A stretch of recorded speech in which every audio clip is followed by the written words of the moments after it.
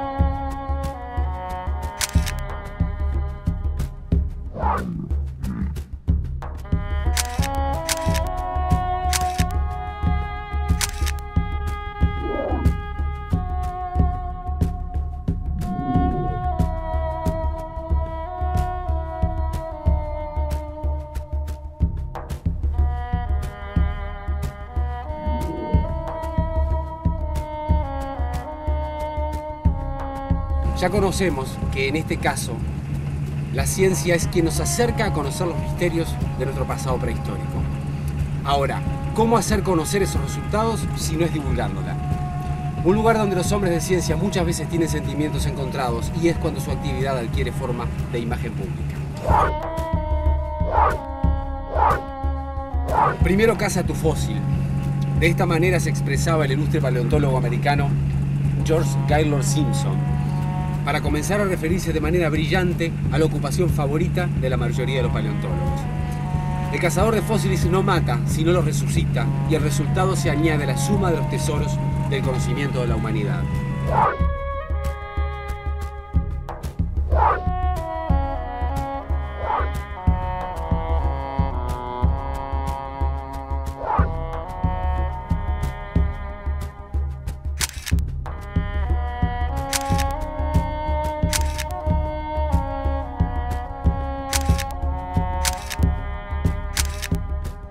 Desarrollar 10.000 años de historia evolutiva de estas especies en 4 programas de TV tiene que ser un poco más resumido.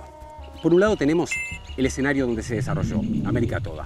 Por otro, las especies. También tenemos la migración dentro del continente. El papel fundamental del hombre en su extinción, dicen los científicos. Y por último, el papel del hombre moderno en descubrir sus restos fósiles y hacerlos conocer. Comencemos. Bienvenidos a Megafauna, cazadores de fósiles.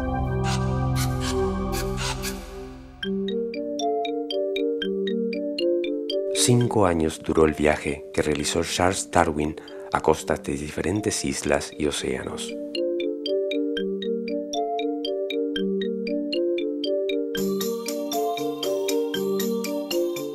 Nada escapó a su agudísimo ojo. No le faltó tiempo para colectar gran cantidad de restos de mamíferos fósiles pleistocenos y otros que enviaba a Inglaterra para ser estudiados. Gracias a él, esa información llegó hasta nuestros días para ser analizada por la comunidad científica que sin su aporte lo hubiese ignorado. Muchas veces Darwin se preguntó si las especies existentes evolucionaron a partir de las especies extintas. Él sabía que muchas de estas sucumbieron sin dejar descendencia a partir de su lucha por la supervivencia. Sabía también que las tierras emergieron o se hundieron, dividiendo la fauna o uniéndola, permitiendo la migración entre uno u otro continente. Darwin aportó como nadie a comprender el mundo en el que vivimos. Charles Darwin tomó muestras de diferentes especies de nuestra flora y dató todo lo que vio, incluso restos óseos petrificados que luego de llegar a Europa compartió con otros científicos del viejo continente que, al igual que él, se sorprendieron por el tamaño de cada muestra.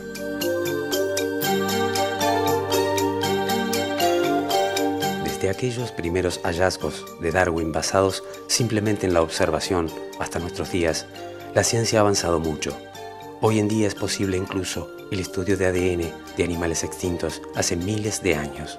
Muchas ramas de la ciencia, como la paleontología molecular, nos permiten acercarnos a la verdad desde un ángulo más certero.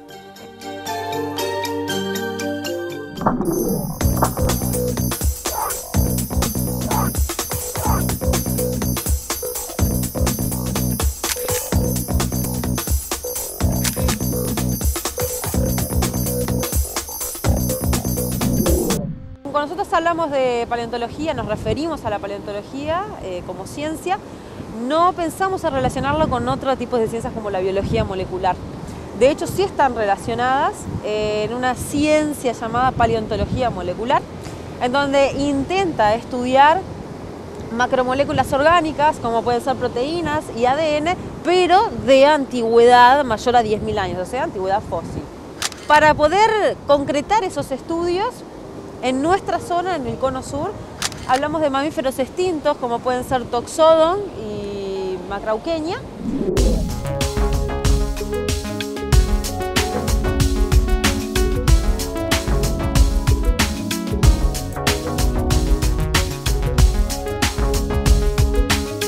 Son especímenes muy raros, que pesaban más de 1 tonelada y de los cuales se encuentran muy pocos ejemplares al día de hoy. De ellos, lo que utilizamos como muestra de partida para el estudio de la paleontología molecular en el laboratorio son los dientes, o sea, a partir de las dentaduras que encontremos, si es posible no fragmentadas, de dientes y molares de estos especímenes. Lo que realizamos es cortarlos al medio en un plano sagital y quitamos todo el polvo con una sierra de mano, con un torno de mano, todo lo que corresponde a donde estaba la médula de esos dientes cuando los animales estaban vivos, ¿verdad? Y a partir de ese polvo es lo que intentamos encontrar es ese ADN o esas proteínas que nos van a dar una información significativa de su relacionamiento filogenético. O sea, no sabemos hoy en día estos órdenes de Toxodon y de Macrauchenia qué relación tienen, qué familiaridad, para hacerlo un poco más fácil.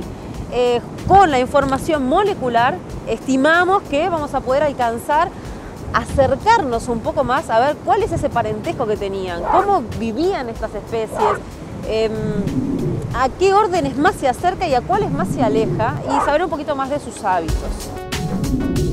No queda muy claro todavía, de hecho para ninguno de los animales, estos mamíferos extintos sudamericanos, así como los dinosaurios también, que es un estudio típico de la paleontología, no queda claro cómo era la fisonomía de estos animales. Por eso la paleontología molecular intenta dar un rastro más acertado. En cuanto a su estructura, eran animales de más de 1 tonelada, seguro, vivieron hace más de 10.000 años, están extintos y tienen un porte grande, estructuras muy raras en cuanto a su cráneo y su estatura, pero no se sabe mucho más, o sea, no sabemos qué cantidad ni de grasas tenía su cuerpo, qué tipo de pelaje tenía, si su piel era gruesa, si se acercaba a ser un reptil en cuanto a la piel, a la dureza, o si era una piel más con más humedad o más seca, o si tenía mucho pelo. En realidad son cosas que son imposibles de saber, o el color de los ojos. Esas cosas todavía están muy alejadas. La paleontología molecular es una ciencia muy nueva, lleva en el mundo alrededor de aproximadamente 30 años de estudio, por lo cual queda mucho camino por delante por hacer. Quizás en algún momento esas respuestas puedan darse, pero no podemos imaginar un Jurassic Park caminando, ni aquí en Uruguay ni en ninguna parte del mundo. Falta muchísima información y en eso es lo que estamos trabajando, tanto yo como todos mis compañeros.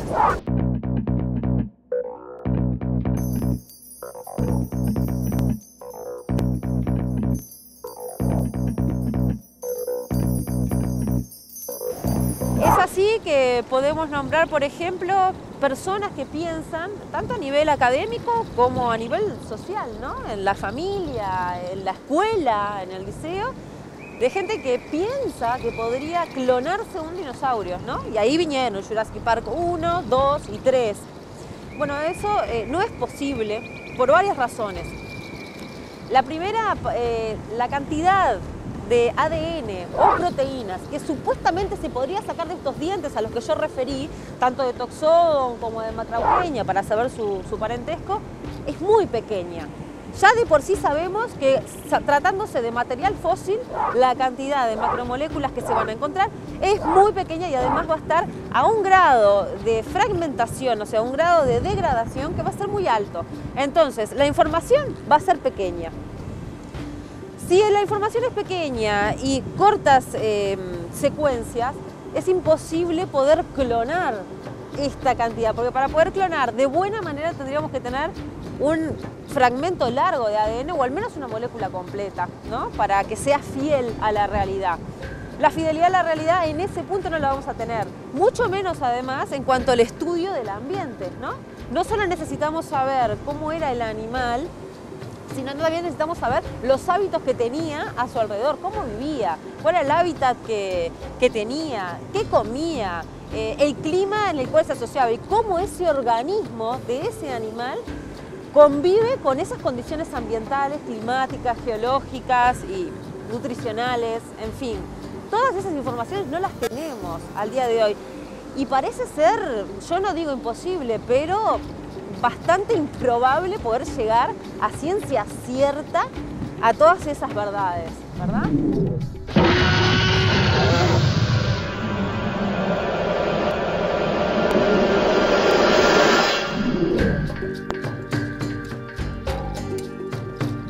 ¿Qué tan extensa fue la convivencia de humanos y megafauna?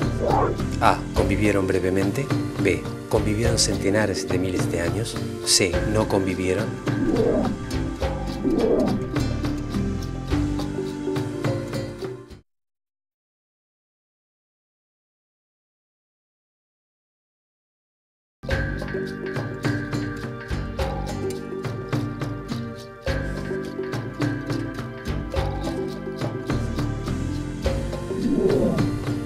¿Qué tan extensa fue la convivencia de humanos y megafauna?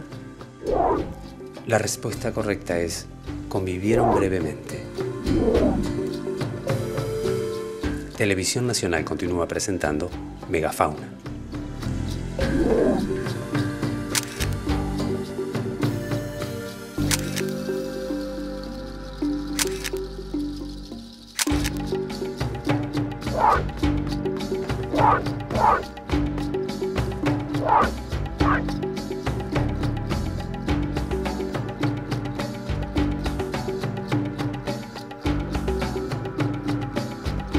Mamíferos de varias toneladas recorren el paisaje, herbívoros, carnívoros.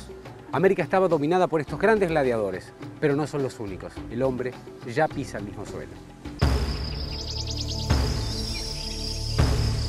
El momento más tenso del encuentro del hombre con su probable alimento. Seguramente de su destreza dependa el sustento de su clan. Atento y con la mirada puesta en su cena, espera el momento indicado.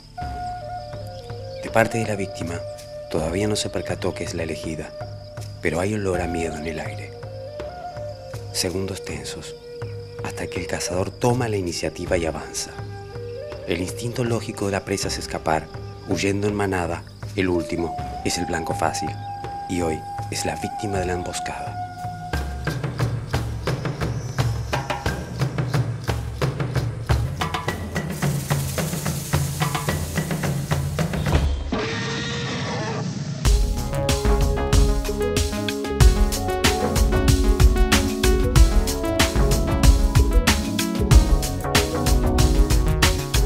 Vamos a hablar de algunos de estos mamíferos gigantes. Pensemos, por ejemplo, en que muchos de ellos son cenartros. Los cenartros, ese nombre tan raro, están representados hoy en día por tres grupos: los osos hormigueros, los perezosos, que viven colgados de las ramas más altas de los árboles amazónicos, y los armadillos, las mulitas, los tatúes, etc. En el pasado teníamos este tipo de ejemplares. Además de los gliptodontes que hemos visto, teníamos a perezosos, parientes de estos que viven colgados, pero de varias toneladas, que por supuesto, como ustedes pueden ver, no había ningún árbol que los mantuviese, no vivían colgados de ningún árbol. Este animal, el lestodon, es el segundo después del megaterio en materia de tamaño. Llegaba a las 3, quizá las 3,5 toneladas de masa cuando eran adultos. Quizá vivían de manera más o menos gregaria, sobre lo que eran las praderas en el Pleistoceno. De este animal hay un hallazgo muy importante. Este animal fue encontrado, los restos de este animal, huesos, esqueletos completos de este animal fueron encontrados en la localidad de Sauce, cerca de la ciudad de Sauce, en el departamento de Canelones. Ese hallazgo se está transformando en algo extraordinariamente importante porque en uno de los huesos encontramos marcas que, tras analizarlas por su distribución, o sea, asociadas a inserciones musculares, por su dirección, que es bastante constante en dos sentidos, en estos que yo estoy tratando de reconstruir con mi mano, y por sus características, su morfología interna, son marcas que atribuimos a que le hicieron herramientas humanas. Este hueso es una clavícula, es el hueso de acá del hombro, y es fácil interpretar que los cortes están hechos de tal manera de acceder a la articulación del miembro superior como para llevárselo. No piensen, ¿no?, si observan al animal tal como es, que era como una paleta de cordero. Esta paleta debe haber dado un asado de unos 100 kilos, apto para ser consumido por una tribu bastante extensa, ¿no?, de bastantes integrantes, a lo largo de varias semanas, hasta que finalmente la putrefacción hacía su efecto. Este hallazgo además es de extraordinaria importancia por la antigüedad. En general, todas las evidencias de presencia humana en América, y no estoy diciendo solo en Uruguay o solo en Sudamérica, en toda América, la presencia humana está datada en unos 12.000 o 13.000 años. Este hallazgo, después de haberle hecho una serie de pruebas de carbono 14, revela que tiene una antigüedad de 28 o 29.000 años. Es decir que si seguimos encontrando este tipo de datos, Lestodon, nuestro buen amigo Lestodon, nos puede ayudar a reinterpretar la historia de la colonización de América.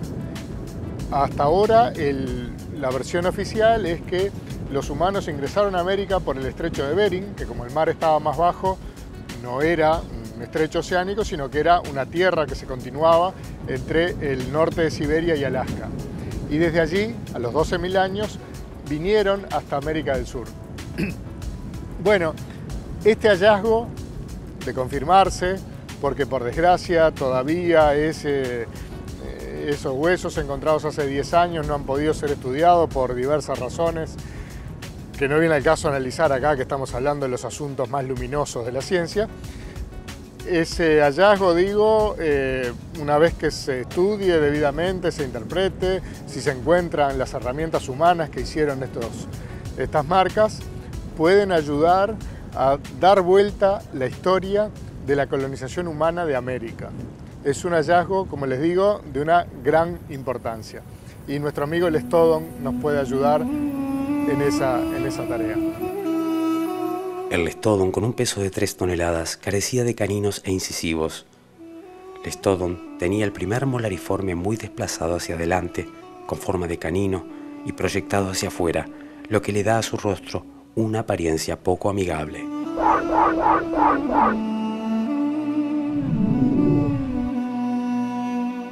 ¿Y qué quedó de toda esta fauna?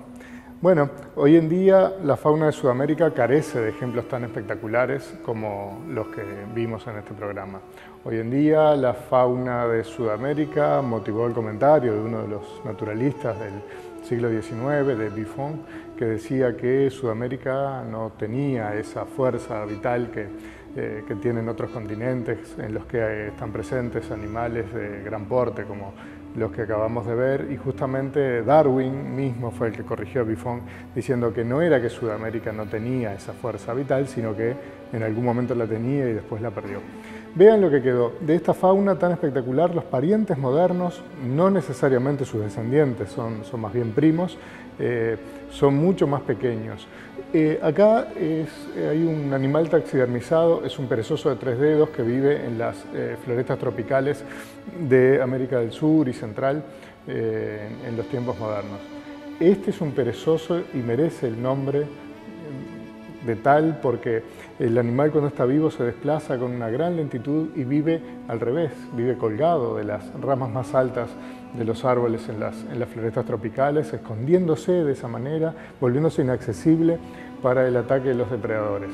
Como se podrán imaginar, estos grandes animales como el estódono, el megaterio, que pesaban varias toneladas, no andaban por arriba de los árboles y mucho menos vivían colgados de ellos. Estos son los parientes modernos de esa fauna tan espectacular, la fauna de mamíferos más espectacular de todo el mundo y de todos los tiempos. Y eso nos lleva a la pregunta de por qué ya no están, de qué los llevó a desaparecer. Hay hipótesis alternativas que fueron las enfermedades, que el cambio climático, pero yo quiero concentrarme en la posibilidad de que el factor principal en la extinción haya sido la presencia humana. Y quiero afirmarme en eso por buenos motivos académicos, por sólidas hipótesis que han construido muchos investigadores, pero también por un aspecto ético. Si nosotros tuvimos algo que ver en la extinción de esta fauna, si nuestra propia especie, en su afán de colonizar nuevos territorios, tuvo un impacto negativo sobre la existencia de estos grandes mamíferos pueden contener en su existencia actual como fósiles una gran lección para los humanos de hoy en día, para que los paleontólogos de dentro de 10.000 años no vengan a decir qué fauna tan extraordinaria que tenían aquellos al principio del siglo XXI y la dejaron desaparecer. Si somos capaces de obtener de estos animales tan importante lección, se puede decir que no se han extinguido del todo.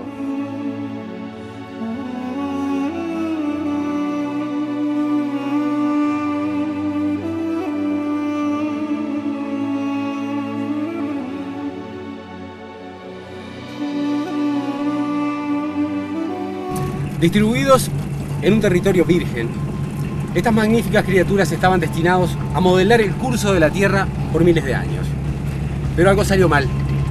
¿Qué es lo que llevó a estos animales a la extinción? ¿Otro meteorito? No. ¿El hombre? Puede ser. El mismo hombre que los mató, hoy los resucita. 10.000 años de diferencia los separan. Y también un término que todos los investigadores y científicos en todos los tiempos utilizaron: evolución. Hasta la próxima.